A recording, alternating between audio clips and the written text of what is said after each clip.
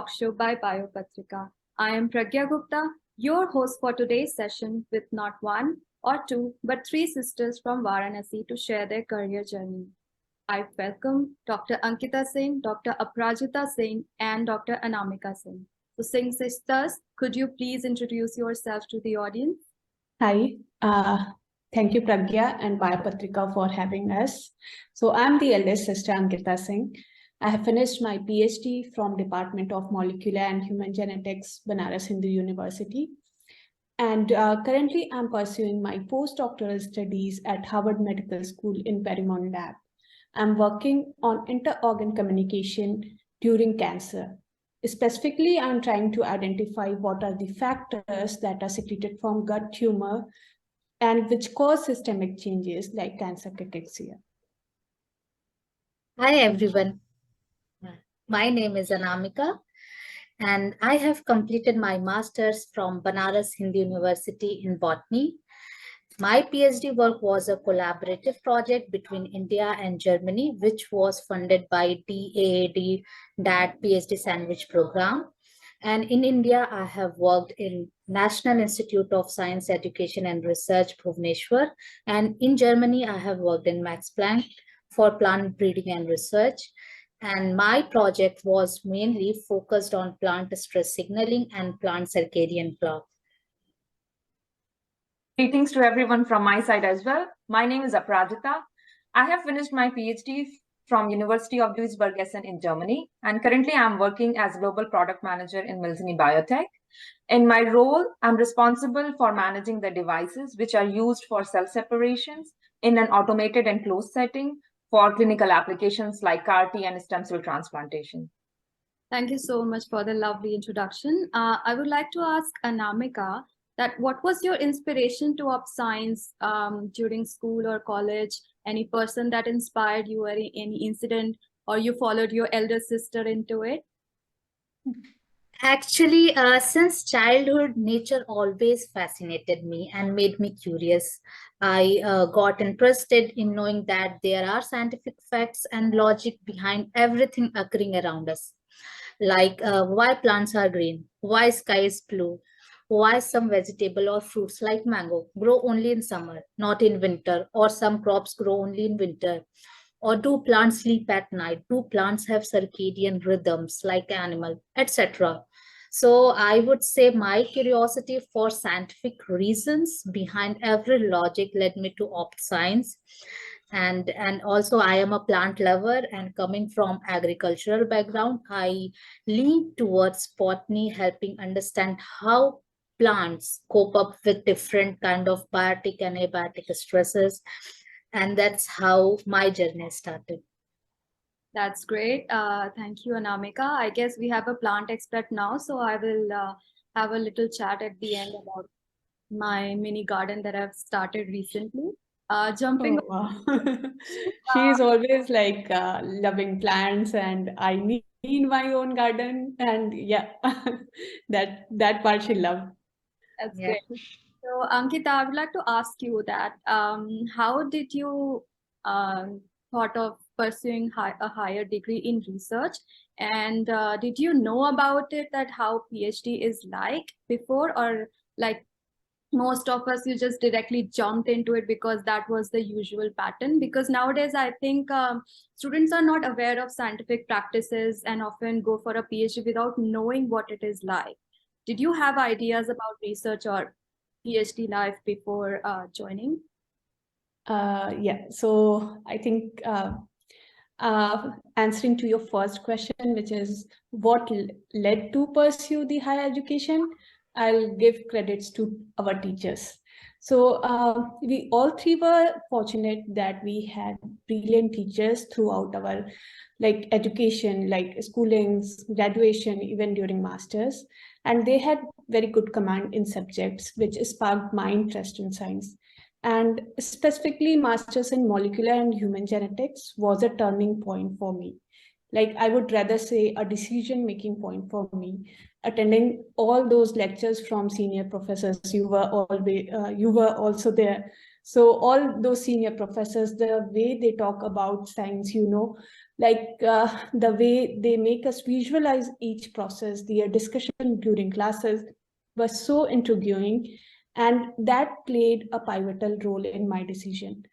Further, my curriculum, it covered broad spectrum of subjects like developmental biology, molecular biology, and also like practicals. They were like presentations, hospital visits for clinicals, karyotyping. So all these build up my interest in research. And then when I did my summer training in Singh Sir's lab, there I realized how our observations can lead to scientific findings. So this desire coupled with my passion to contribute to science is the reason why we are having this conversation, right? So coming to your next question, like whether I had any idea about research or PhD life, that's a very good question, but I would rather say, and we all can agree, we researchers can agree that no one really has idea what PhD life actually is before joining. So again, quoting my PhD supervisors, Ashim sir, like who often says that PhD is a learning process. And I totally agree that during PhD, we like whatever experience we learn by doing it. One can never know beforehand about what their experience is going to make them teach, or what they are going to face it during PhD. So no, I can't say I was fully aware of what research or PhD life is going to be.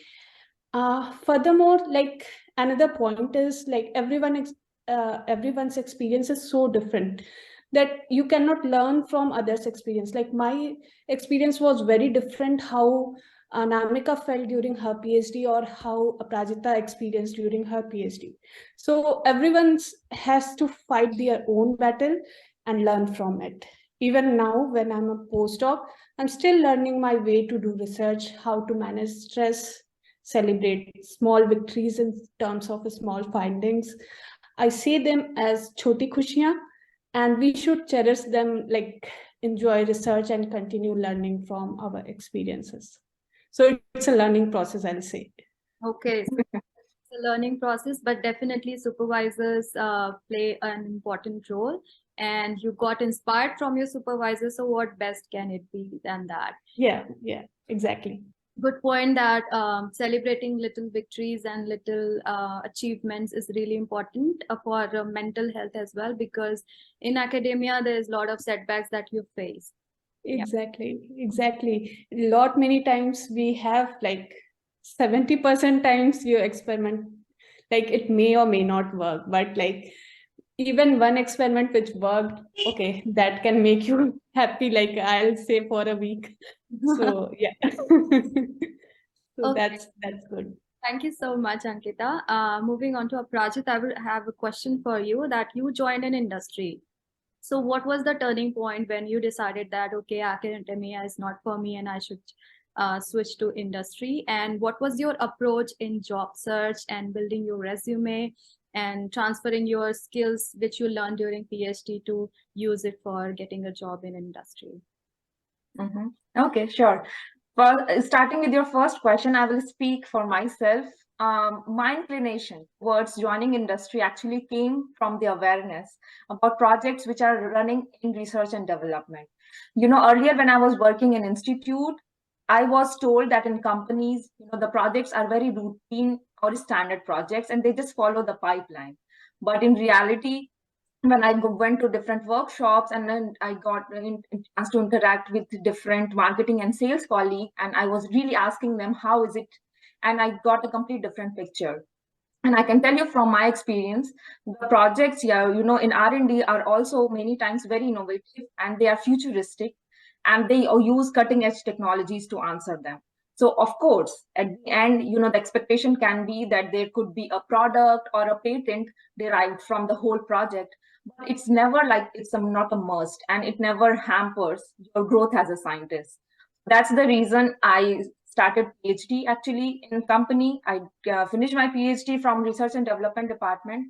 And during my tenure there, I realized that my strengths are, communication skills. I really like to have strategic planning, and management is really something I want to see my future in. That's why I got my job as a global product manager right now in marketing. And I have to say, I'm super happy that I took this decision early on in my career, and I'm really enjoying it.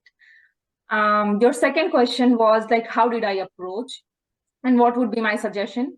I would say the four most important thing in this is tailoring your resume or CV as per the job requirement. Because oftentimes I have heard and I see as well that students, prepare just one CV and use it for like tons of application. In my experience, that is not the ideal way. You have to very carefully take time and work on the application. You need to really highlight the qualities which are required in the job position, and how your current CV or your current profile is making you an ideal candidate for that specific role. Can you give me an example of how you managed your resume? Example, of course, I can say, for example, if you're applying fresh from PhD for a product manager role, you can, of course, have to show somehow during your research, you are a great scientist, you have a great list of publication, but also you need to show how you managed. For example, you yourself initiated collaboration between different departments. Even though your project was not working, how yourself took the initiative and started working, going to your professor, making different collaborations, I would say. So somehow, like in this role, that's how I got this job. I really showed them, and also communication, like giving presentations or like your oral skills in different platforms and conferences is not a problem. You are an initiation, like driven person. You don't wait for people. So somehow I would say you have to get your current profile matched to the job you are looking for. So in this role, for example, you have to be outspoken. You should not be afraid to start a conversation with a stranger.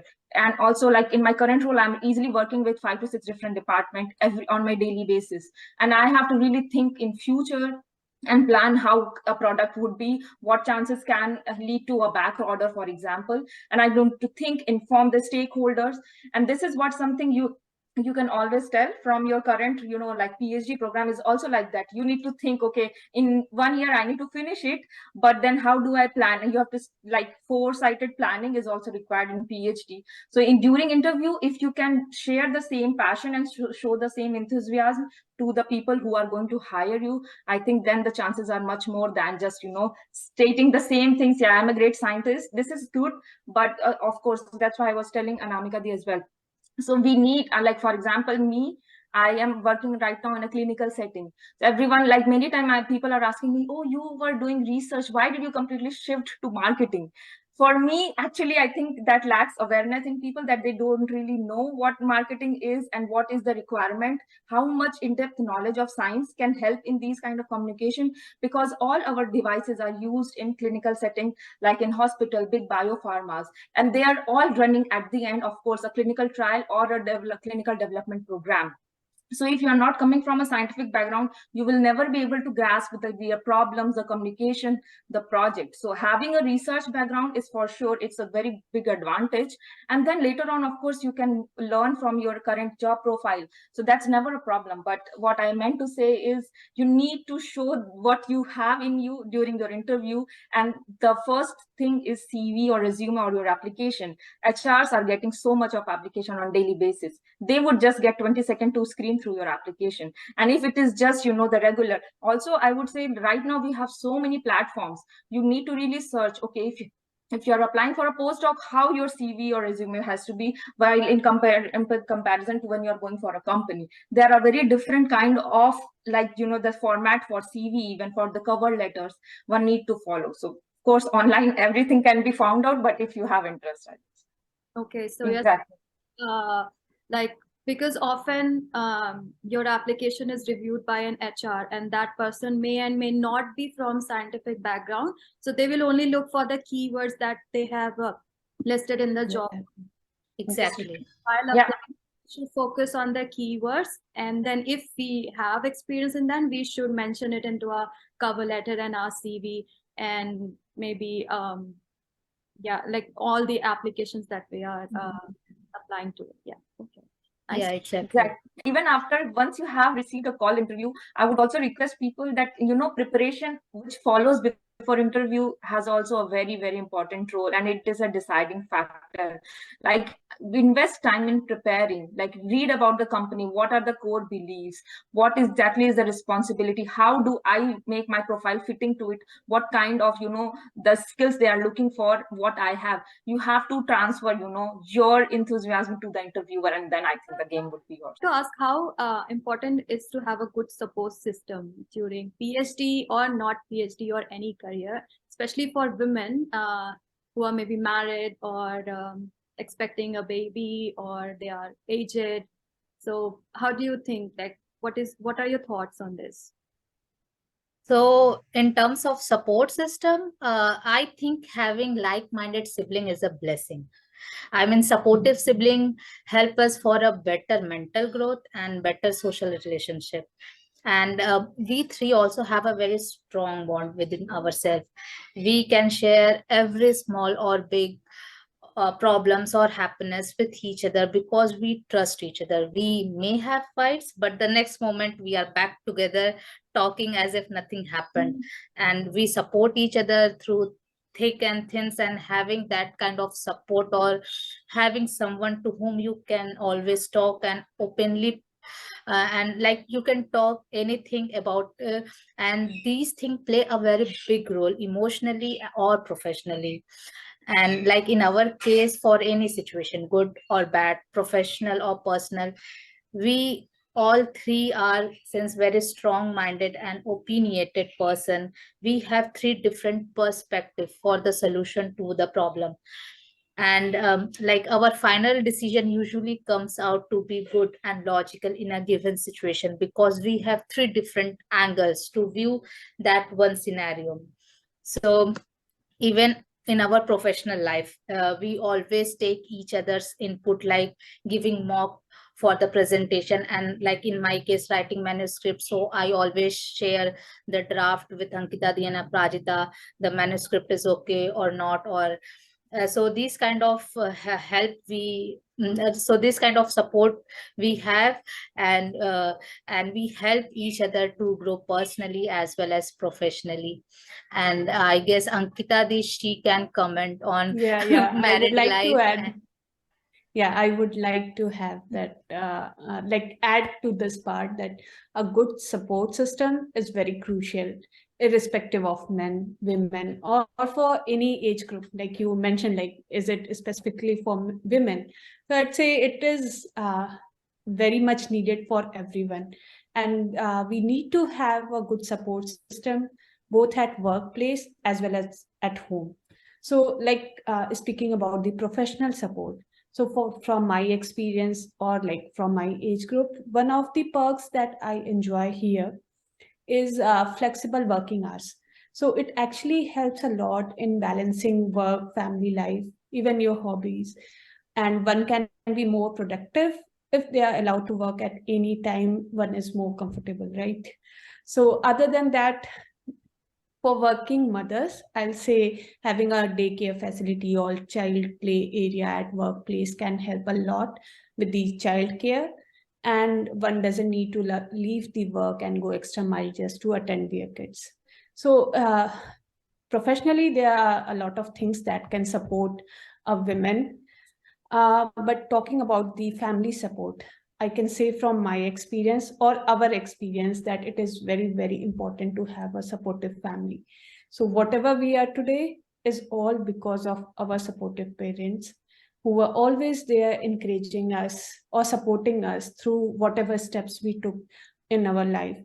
So as you know, in our society, the girl child is like, they are not allowed to go out to play sports or for campings. But being a girl child, they always, even despite being a girl child, they always encouraged us to be self-dependent, to be free, and to explore all the impossibles. So I'd say it's good to have a good supportive family, or someone like just Anamika spoke, that we three sisters are good supportive pillars for each other. And Also, I feel that our research life or our professional life there's so much instability, there's so much ups and downs, that having a stability in other part of life balances it out. So like if we have a working supportive partner, a supportive partner who can takes a lot of burden of the daily life, like by sharing household chores or sharing work stresses or even sharing hobbies. So that's a good part. So if one has someone to whom you can always approach to, or you can always talk to, that plays a very big role emotionally or professionally. Do you think that for women, I'm asking specifically because at certain stage they plan for extending their family. So during that time, that is, I think, the point where you are transitioning from PhD to postdoctoral position or teaching position or any other job.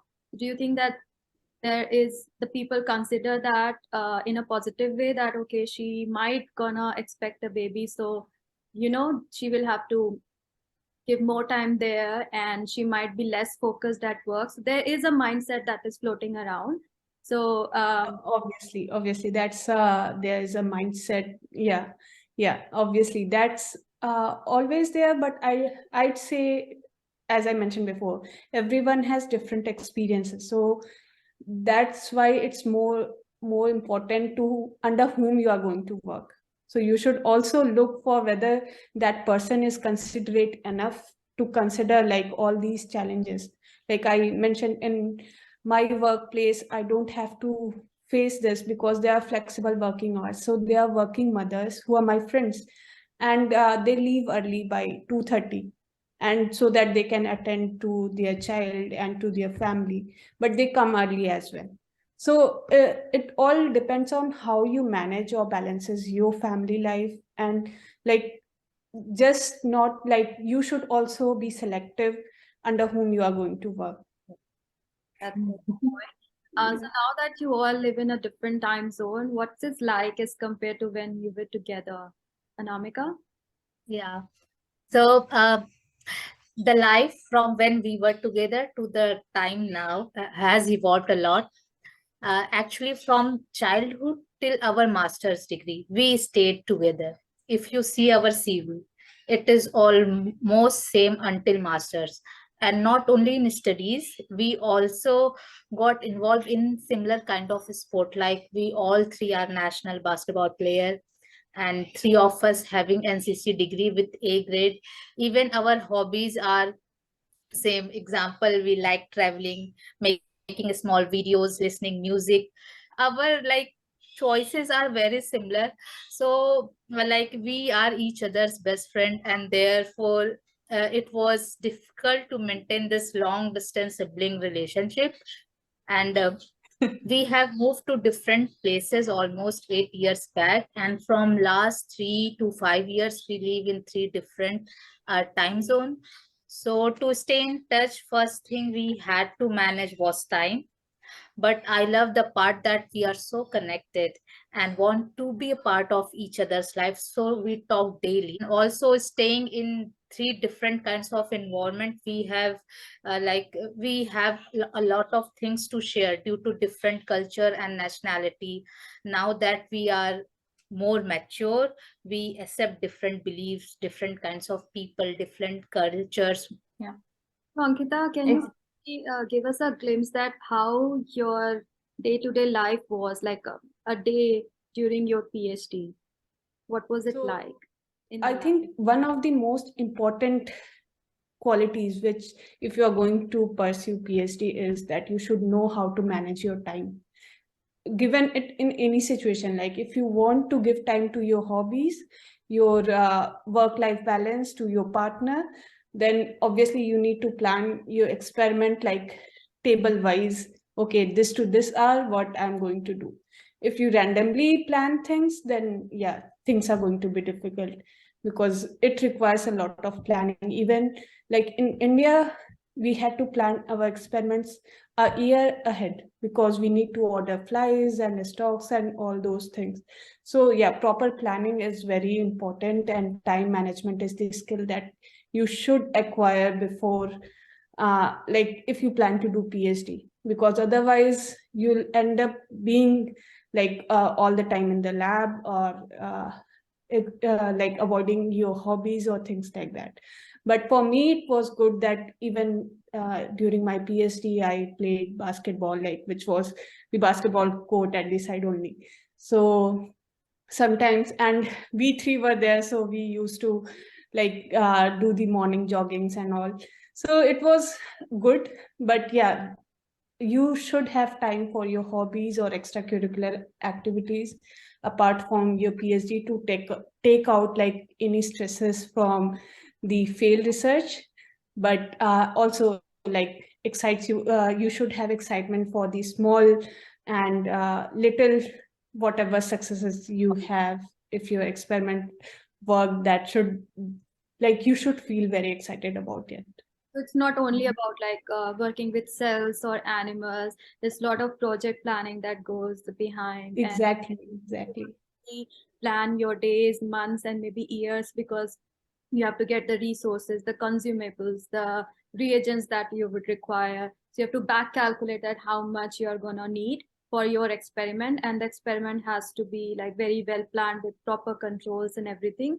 So it's not all about like, oh, I'm looking at a cell in under a microscope. That's very exciting. No, that's No. It requires a lot of planning. And yeah, your experiment should be like, even the day, in one day, you plan several experiments. So that also should be properly timed. And yeah, you need to have a proper planning system, I'd say. I'm going to ask Aprajita, how does your day look like where you are today? Okay, it is quite different than earlier. Sorry. When you enter the office, what happens? So I was starting to say it is very different than how it used to be in research. And that is one of the most important point why I moved to industry, because I am a very structured person. I respect time and timelines. So that's how we are, like in my role currently, we have to, of course, attend a lot of meetings in terms of, as I said, the role is between different departments. So I need to communicate, plan with them. So there we are a lot in meetings rather than, so of course, I don't work in lab anymore, but I do have contact with R&D who are working on the projects. So we exchange ideas on that and see how we can help, or also from the customer side, how we can help them in planning their own, workflows or establishing their own procedures. So in difference, I would say it's a 9 to 5, which I love, because then, and especially in Germany, it's a very early country. So we start even like 7:38 and you can finish by 4. And then you have the long afternoon for yourself, for your hobbies, for your friends, which is something I have learned, because we live only once. So this is the time I want to work and learn from it, but also I want to have my own personal space to enjoy my life. So this is, I think, one of the major difference from research. Yeah, and if it's a long run, like if you are going to spend 6 years, you should have time for your hobbies and for other activities as well, for your own personal life as well. So dedicating all your life to just research, I would not recommend anyone doing that.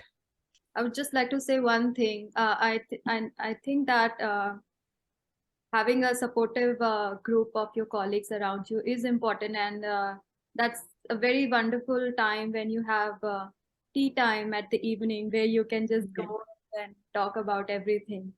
So it just takes off the stress. Sharing the same pain, exactly. Life is not about just sharing and partying together. It's going through the pain, and if you can talk about it with the people and they are in the same journey with you, that helps immensely. My last question to all three of you would be that what will be your recommendation for someone who is going to decide which career path he or she is going to take in research, and specifically whether they should opt for a PhD or not?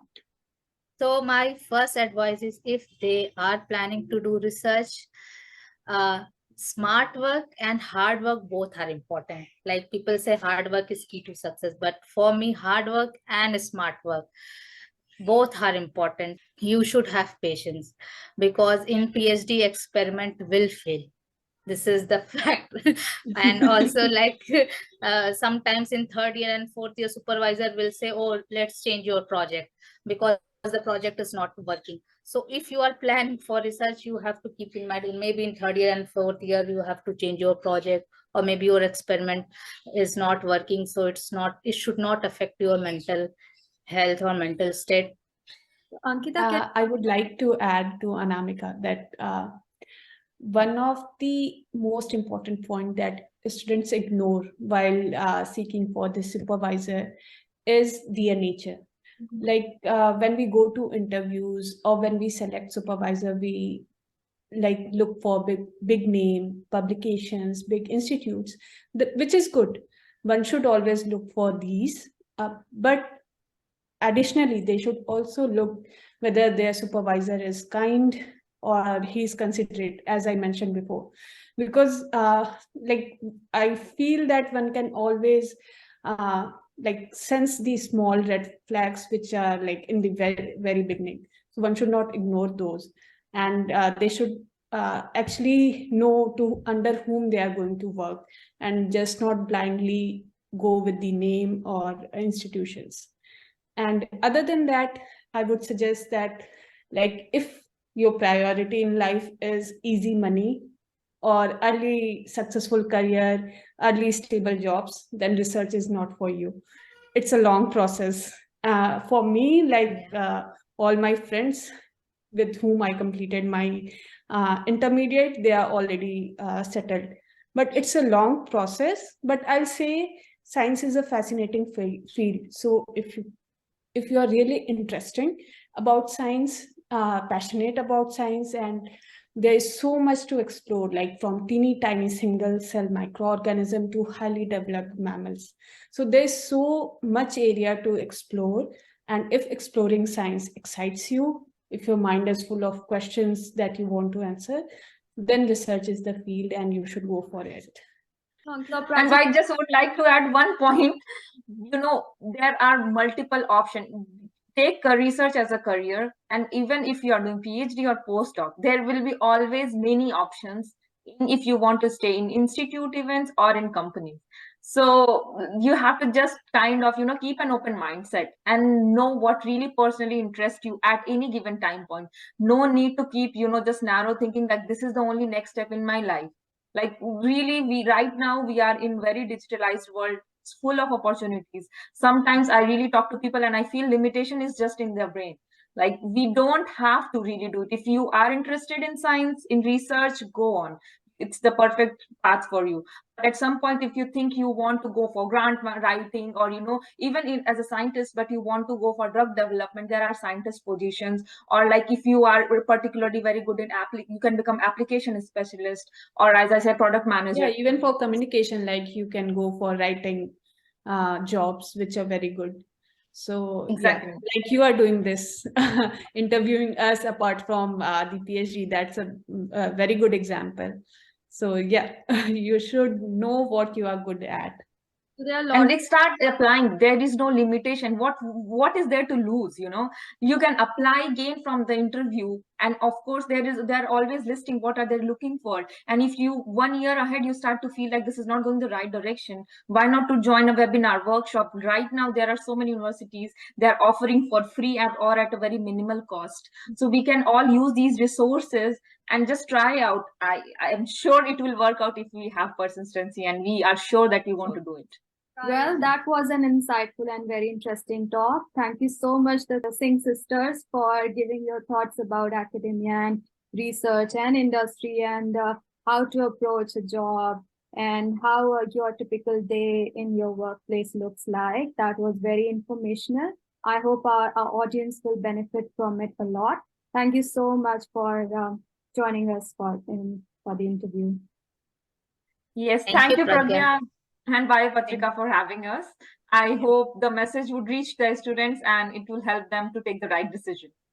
Definitely. I asked our audience if they have any questions or feedback, they can contact us at Biopatrika. Thank you and stay Perfect. next. Okay, thank you. Stay strong, guys.